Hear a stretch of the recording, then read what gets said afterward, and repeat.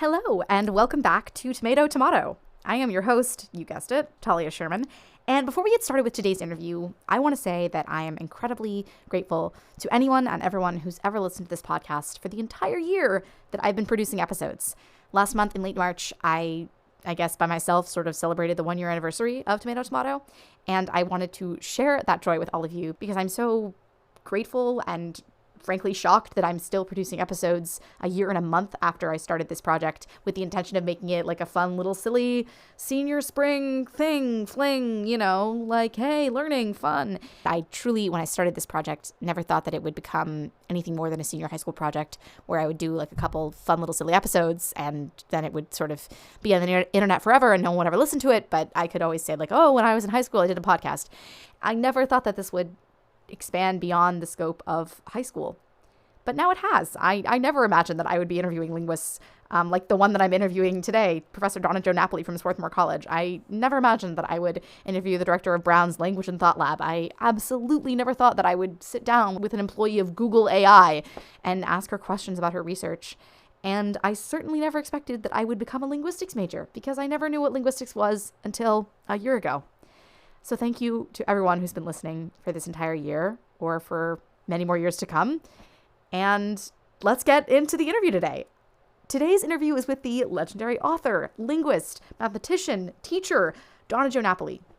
If you want to understand the depth and breadth of her work in linguistics, you can visit her Wikipedia page because she has a Wikipedia page, which is linked in the episode description. But for the purposes of this interview in particular, you should know that she received a bachelor's degree in mathematics and a PhD in Romance languages from Harvard. And then she went to MIT to get a PhD in linguistics. And now she has worked on syntax, semantics, phonetics, basically every subfield in linguistics. But currently, she uses her background in math to research sign languages and study how biomechanics affect the lexicon, as we'll get into in the interview. We're going to discuss her research on sign languages, the intersection between math and linguistics, the importance and benefits of studying language scientifically, and the social meaning of prosody. And at the end, of course, always we spiral into the vital importance of understanding language and how bias comes through language and how studying linguistics will just make you a better person and, as Donna Jo puts it, free your brain. So please enjoy this interview. It's been so fun to record, and thank you so much for listening for this past year. My first question to you really is, rather than walking me through your journey in linguistics, because that could really take forever because you've done so much, what has in general or is now just really getting you excited about linguistics or research or learning in general? And throughout your career trajectory in academia, what is it that's propelled you through? What's been kind of the through line? What's getting you out of bed in the morning? Wow. It's a good question, but it is very huge. I will not say that it's linguistic theory. I love linguistic theory. It's fun. But what really makes me feel passionate is when I see something coming out of it beyond winning an argument.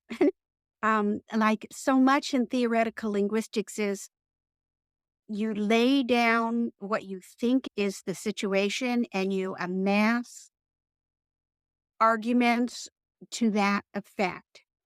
And you feel good when you've reached the bottom. I mean, you've never really won because you're always wrong. There's always things that you haven't looked at, languages you haven't looked at, where when you put these things together, it shows that you're wrong. But maybe you're as right as you can be at this moment. Maybe you've rallied everything that you know of and you've dealt with all kinds of potential problems and you feel good. And that is wonderful and exciting.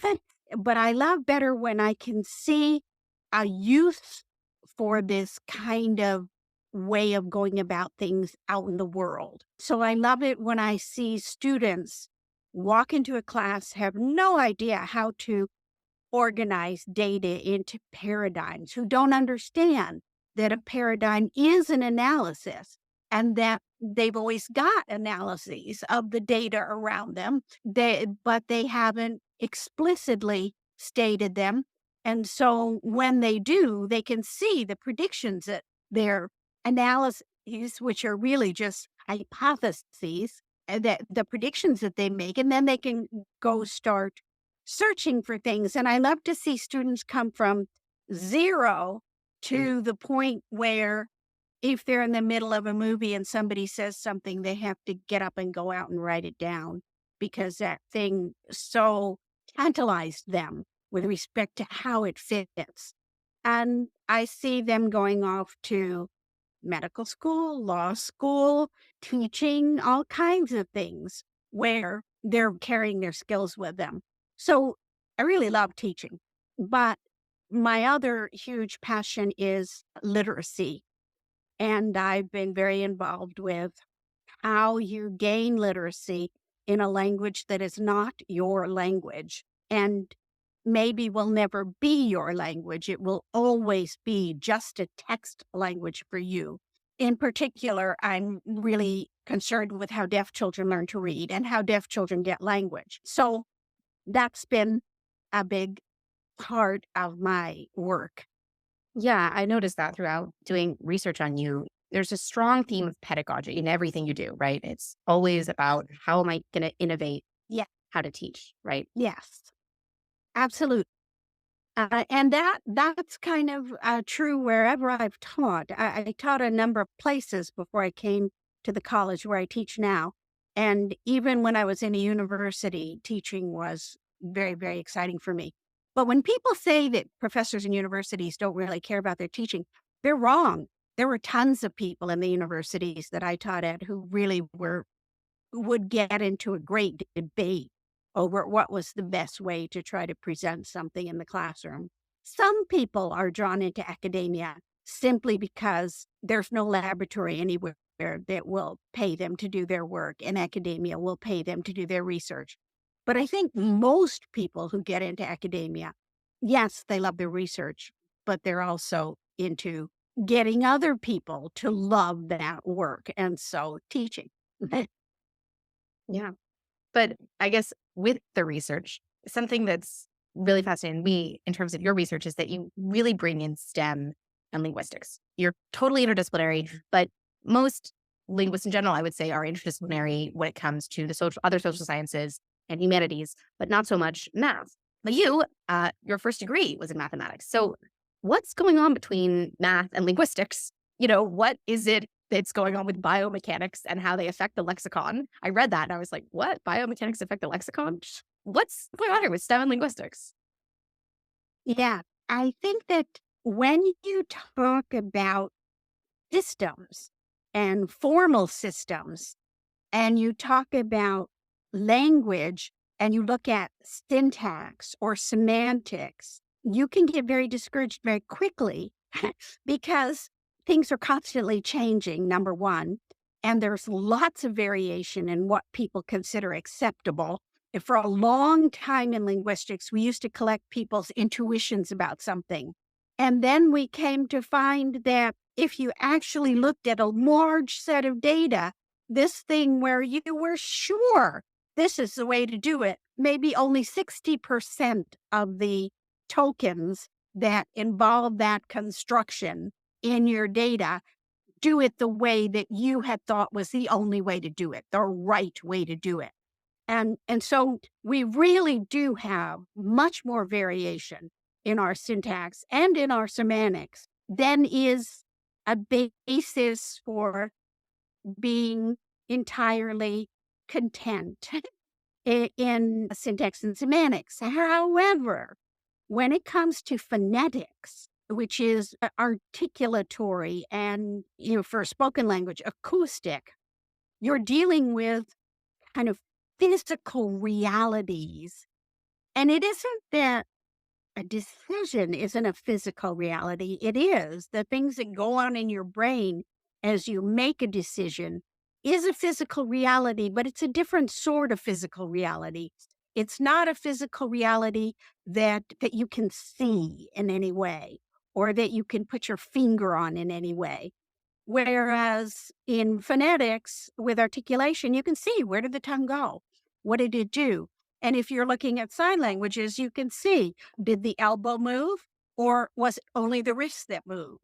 What moved? And then once you're onto these physical things, then you find they really do behave hugely more consistently than those other systems, which are still systems. And we still want to study them and we still need to get at them in very indirect ways. But boy, am I loving phonetics of sign languages.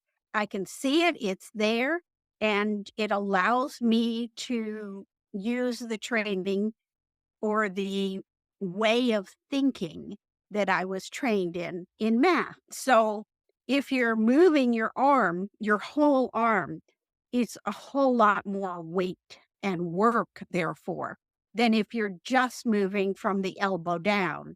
And that's a whole lot more work than if you're just moving from the elbow down, but you're not involving any lift.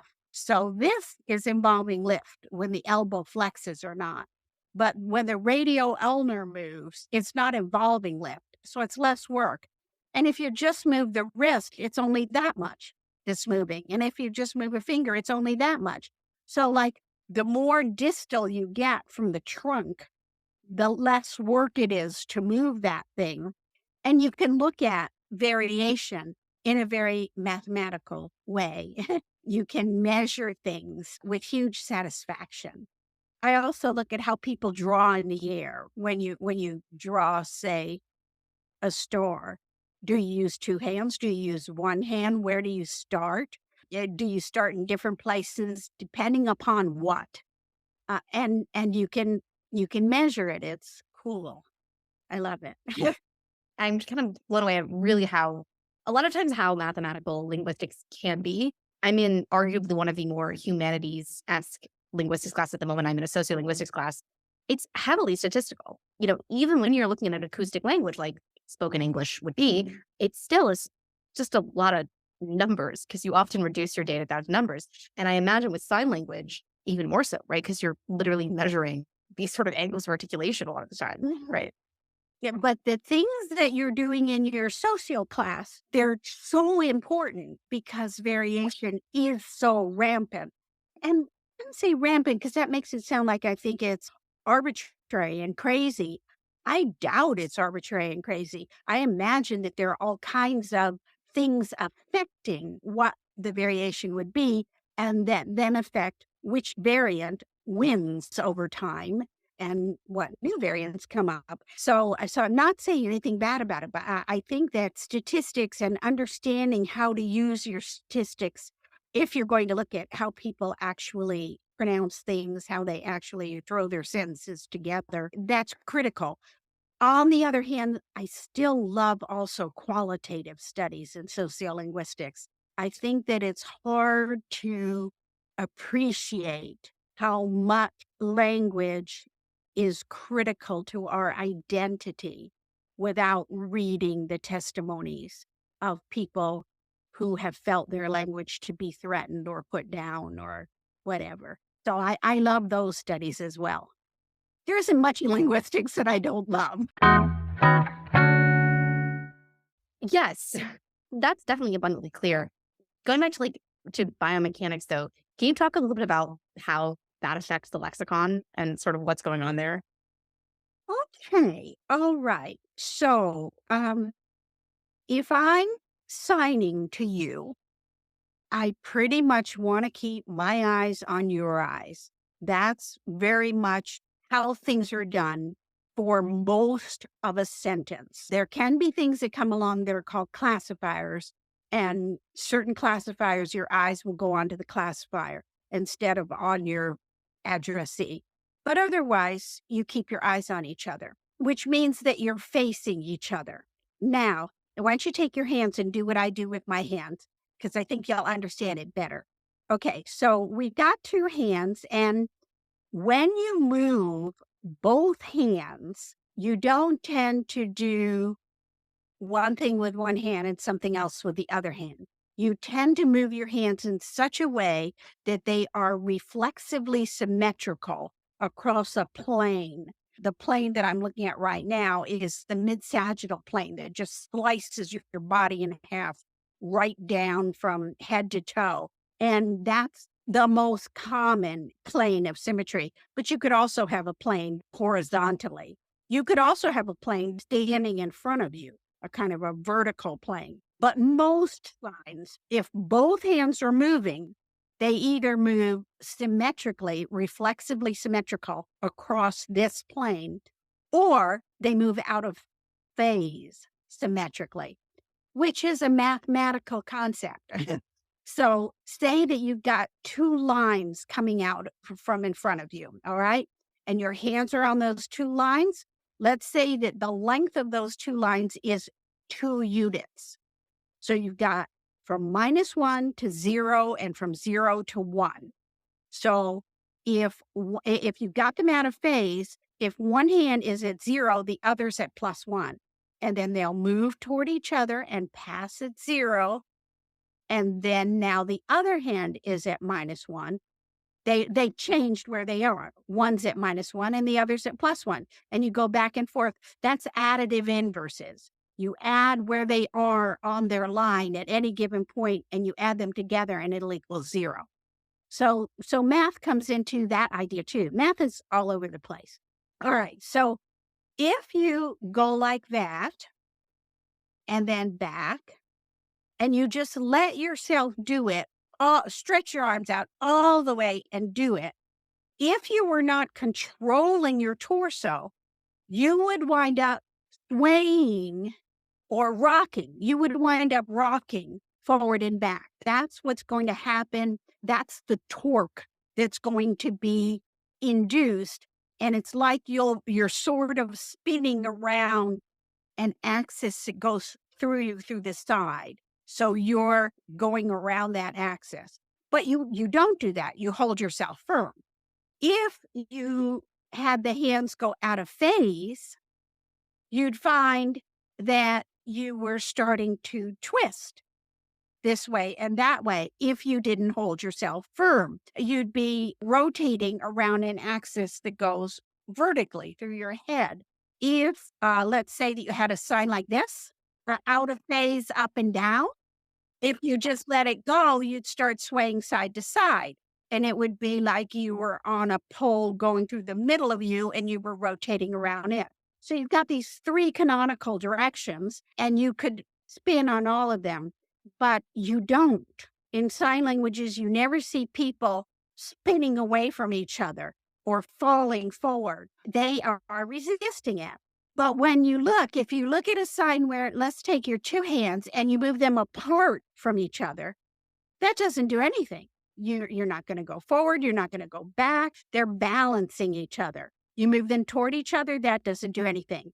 We find that these are the most common movements, the ones that don't require you to work against torque. And these sideways sway and these forward and back rock are less common than the ones that don't involve torque, but they're a lot more common than the one that would make you twist away. And that's because of the shape of the human body. The human body is spread out along the vertical axis. So it would be really easy to start it spinning. Whereas our feet are on the ground and it's hard to get us spinning forward or get us spinning sideways. So the ones that you really have to work to fight the torque, they're rare. We don't use those signs very much. And it lines up beautifully what percentage of signs make you use energy to fight torque so that you can stay straight. And that's a neat thing. Yeah.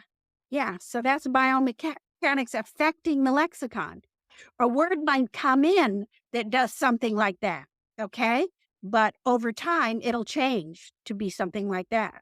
Okay. So just to summarize, so if I'm moving my hands if I have my hands parallel to each other and I'm moving them forward, sort of out, like away from me and then back and forth, that fights torque. So if there's a word that is in a sign language where I move my hands outward and back, that's going to shift because of articulatory ease, because the pressures of articulatory ease to be something where I move my hands right and left. Well, that's what we see. I mean, that's our explanation that there's a correlation between how easy it is to get the body spinning and how much you have to fight it.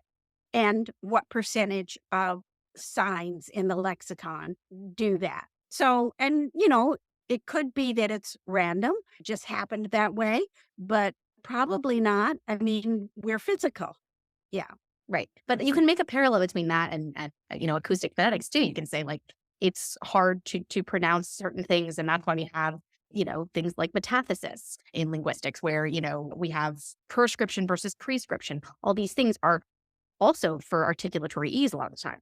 I think that's a very nice point. Clusters of consonants require some organization on them.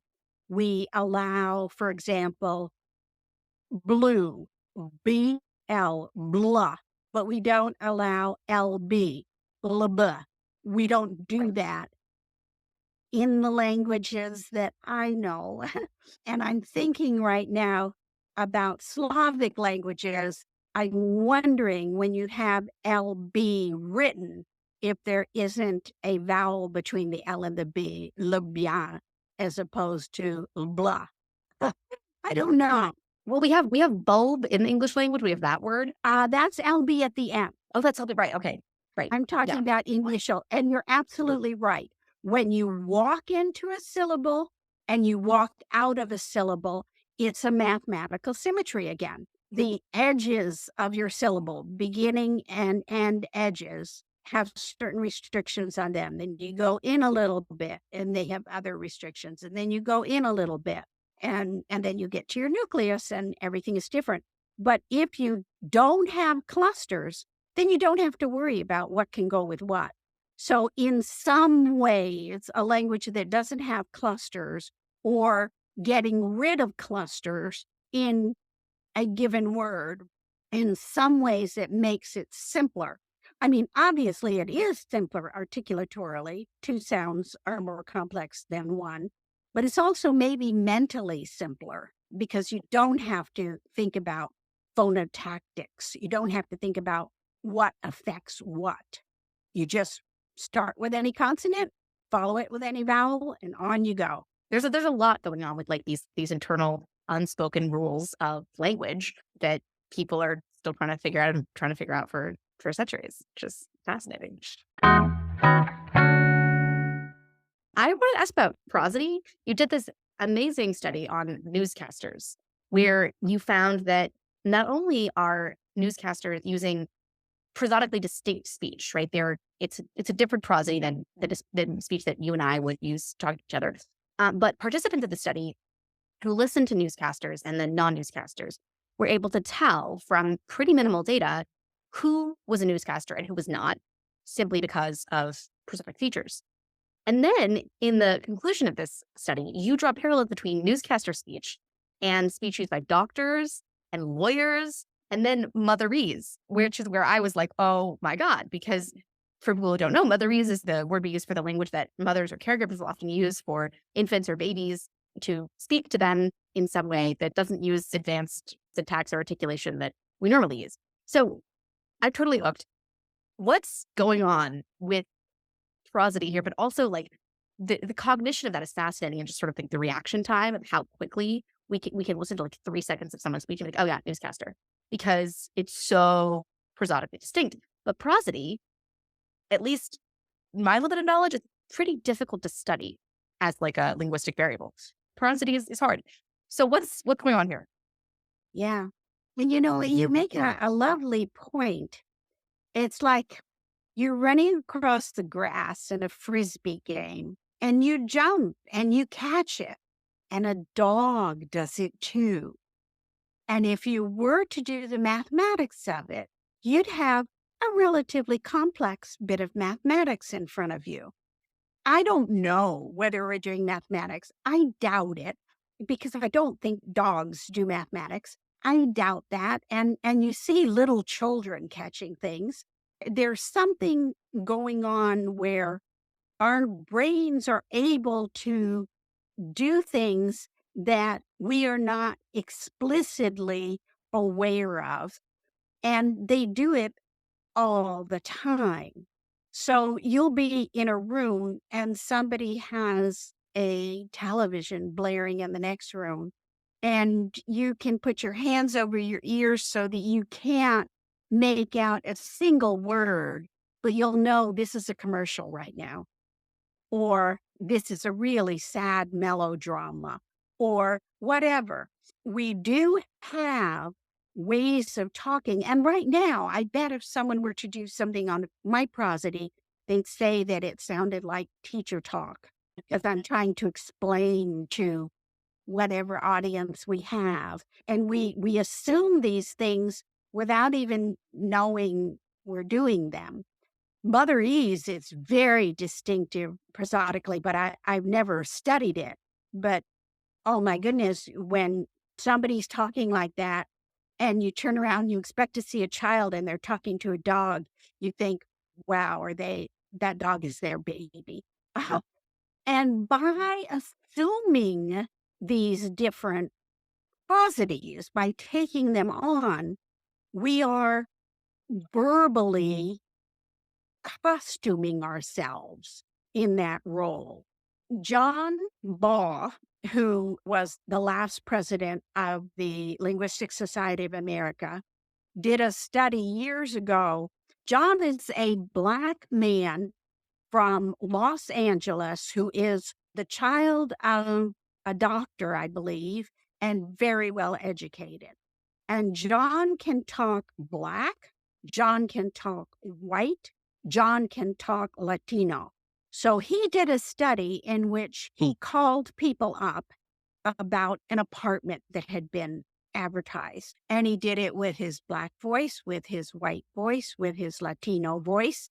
And he found that with some voices, the apartment was no longer available. Sorry. And he established so much of what we understand today. And that was very early in our studies. Now we know much more about different varieties of American English, of different ethnic groups, racial groups. But he established that there was a strong thing going on. But when we hear somebody talking the way we talk, we feel much more comfortable. I say we, I shouldn't say we. I'm saying in general, it seems like that. You may not feel that way. I may not feel that way. Maybe our people listening are not feeling that way. But it seems that people respond in a way that shows that they're comfortable with somebody who seems to speak like them. But if somebody assumes a voice that is different from yours, if they assume the doctor voice, if they assume the teacher voice, if they assume some voice of authority like a journalist, maybe we listen closer. Maybe we're put in our place and they win the discussion. If there's a point of controversy, they're probably right, not us. So when people do these things, you're kind of putting on your crown or whatever. As a newscaster or whatever. Yeah. Yeah. I mean, because you're indexing. I mean, I think probably gets back to indexicality, which is when we speak, we're indexing all kinds of things. And the same thing goes for even a slight prosodic shift, like newscasters employ when they're on the air, is that is indexing a certain level of authority, intelligence, and I guess more pragmatically, the dissemination of knowledge, probably. And we hear that and we respond to it and we know exactly who's talking to us the same way that, doctor speech and lawyer speech and all these things. And I guess that's, to me, really what got me fascinated in linguistics in the first place, is just the power of things like language, which we sometimes overlook, but how it really matters when you don't sound like a lawyer, quote unquote, or you don't sound like a doctor. You don't sound like the person that we want to rent this apartment. The John Baugh study you referenced, you're probably like the third person to come on this podcast and talk about John Baugh's TED Talk. Yeah. I mean, I love John. He's the OG. We love John, right? Because it's just such a great reminder. It's like, he called and the apartment wasn't available. Then suddenly it was. And it's a phone call. So we can really only blame it on language. Mm-hmm. Yeah. And we learn these things very young. Like by the time you were 12, you really have it all together. And your ear is probably as trained as it's going to be unless you become a linguist or a speech pathologist or something like that. So, an 8-year-old gets off the phone, somebody called, asked for their parent, and the parent isn't home. They get off the phone. But you ask the kid, okay, so who was it? The kid can say, it wasn't somebody who speaks English very well. So they'll know whether it was a foreigner or not. It was somebody young, or it was somebody old, or it was a woman. They'll know a lot. They can guess a lot. And by the time they're 12, they might be able to guess it was a well-educated person. They might be able to guess at a whole bunch of things about the person just by a few words on the phone. We're really tuned into very fine things that are hard for you as a linguist, me as a linguist, to try to formalize. But they're real. We're noting them. Right. Yeah. We're always learning them. I always ask people to give a pitch or a reason or an explanation for why you study linguistics, why anyone should study linguistics, what is important about the discipline, what is crucial about understanding language. Why linguistics? Okay. And I want to say before I start that I don't encourage people to go to graduate school in linguistics unless they are doing computational work, for which there are lots of jobs and interesting jobs, or they are doing work that relates somehow to multilingualism, because there are societies everywhere are multilingual and going to become more multilingual as migrations happen more and more over the next decade or two, however long. Are there going to be jobs in theoretical linguistics? If the present is an indication, the answer is no. But that said, I think linguistics is a wonderful undergraduate major. And I also think that everybody should take a linguistics class. Why? It's like everybody should know how to count their change. They should be able to do some basic addition and subtraction and multiplication. People used to think everybody should do calculus. And now my husband was just telling me that there's a debate in academia now as to whether or not people should be teaching the calculus, because you can do it so quickly with a machine. Why waste your time on that? Instead, spend your time on the various parts of higher algebra, which are so beautiful. So I don't know what's going to go on. Whatever. In linguistics, I think even taking a single course is crucial to being an educated person. Why? Because language is part of almost every interaction you are going to have in your life, certainly with other human beings, but also via reading, via text. You are going to relate to many things out there in the world. And you better understand how some critical things about language, or you're going to miss opportunities, you're going to misunderstand, you're going to perhaps be filled with biases that are absurd, and you don't even realize they're absurd because you were taught them. Maybe explicitly, maybe you were told explicitly, that's not the right way to talk. So there's a right and a wrong way to talk. Maybe you were told explicitly, that's a nasty word. And so some words themselves are nasty. There's a whole bunch of things that we teach people that are maybe destructive of their ability to negotiate their way via language through life, through their job, through their relationships. I think once you've taken a linguistics course, you can't look at many of the old things that you were taught. You can't look at them the same way. And it's very interesting to me. These days, people are upfront. Well, many people in many places, especially on college campuses, are upfront about their sexual and gender orientations. But it didn't always used to be that way. It was often that you had to protect yourself. you had to have an outer self and an inner self. And you didn't let other people know about that inner self until you trusted them. And when linguistics really started blossoming in the late 60s and early 70s, that's when it became a discipline that was really on everybody's table. Every university wanted to have something to do with linguistics. If you did a little survey of linguists at that point, the number of people who presented themselves as other than straight, monogamous, whatever, was much higher than the general population. And I don't think it's because linguists were different. I think it's because they were willing to say it. And the reason they were willing to say it, I think, this is all my own take on it now, is because studying linguistics frees your brain. It opens your mind up. You realize, okay, people slapped you on the hand for that. They were wrong. There's nothing wrong with that. You can own it. Linguistics opens your mind. And if linguistics did that to people in the 70s regarding sexuality and gender, then if everybody studied linguistics now, we might have a much better society. We might have a much more just society because people would not just be accepting things.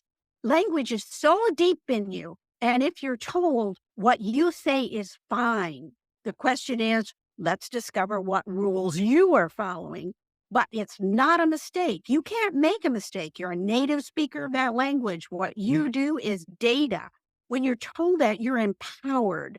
And if we empower everybody, one after another, imagine how many stupid biases we can throw away. Wow. I mean, that's a great defense for it, but I just really want to underscore that this is power in a sense. Yes. To understand what is deep in you, to be able to question, why is it that I was told, or why is it that I was implicitly perhaps told on the playground, in class, wherever it was, that my phonological variation is wrong or low class or sounds uneducated. Why is that? And we hear this all the time as linguists. We hear that people lost or deliberately got rid of their dialect, their accents, because of practical reasons.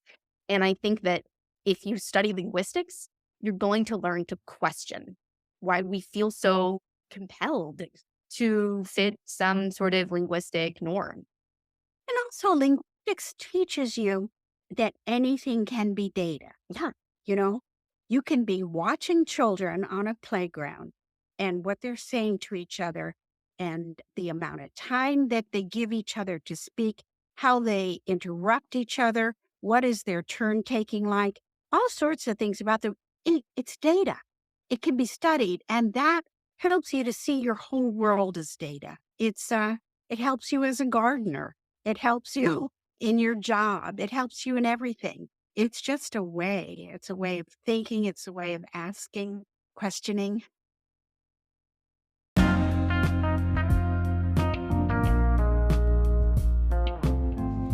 Thank you so much for listening to Tomato Tomato.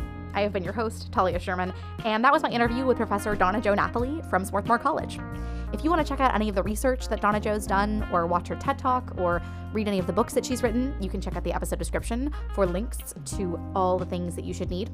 Once again, thank you so much to anyone who's listened now or any time in the past year. You're the reason this podcast is living on and continuing beyond high school and through college, and hopefully beyond college, and hopefully then through my time in academia, if indeed my life ever does exit academia. But thank you truly for listening, and I will see you in the next episode where I will interview my cognitive science professor, Megan Zernstein. See you then. Bye.